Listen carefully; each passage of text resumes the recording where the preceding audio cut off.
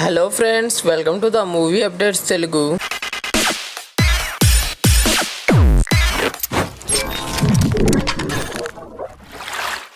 ఈరోజు మన రివ్యూ వచ్చేసి భారతీయుడు 2 మూవీ. అప్పుడెప్పుడో వచ్చిన భారతీయుడు మూవీకి ఇది సీక్వెల్.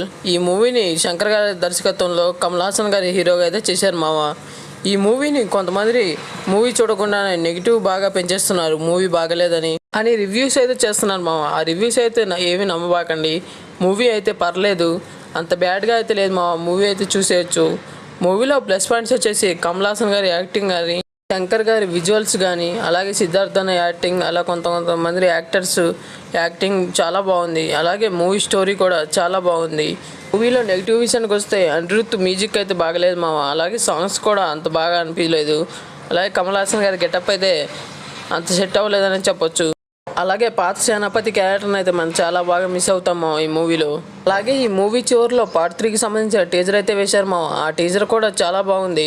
స్వాతంత్ర పోరాటం కోసం పోరాడే వీరుడిగా అయితే కనబడిపోతున్నారు కమల్ హాసన్ గారు పార్ట్ 3లో.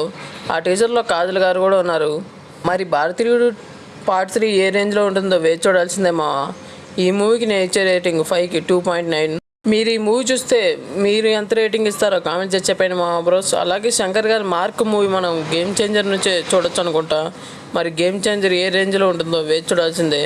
అలాగే చరణ్ ఫ్యాన్స్ ఎంతమంది గేమ్ చేంజర్ కోసం వెయిట్ చేస్తున్నారో కామెంట్ చేసి చెప్పండి. అలాగే ఈ వీడియో ఇంతవరకు చూసారంటే ఎంతో అంత నచ్చిండిద్దిగా మా. ప్లీజ్ సబ్స్క్రైబ్ చేసుకొని 1K చేసేయండి మా బ్రోస్. ప్లీజ్ చేసుకోవచ్చు కదా మా బ్రోస్ సబ్స్క్రైబ్, ఏముంది దాంట్లో. అలాగే షేర్ చేసేయండి, లైక్ చేసేయండి మా.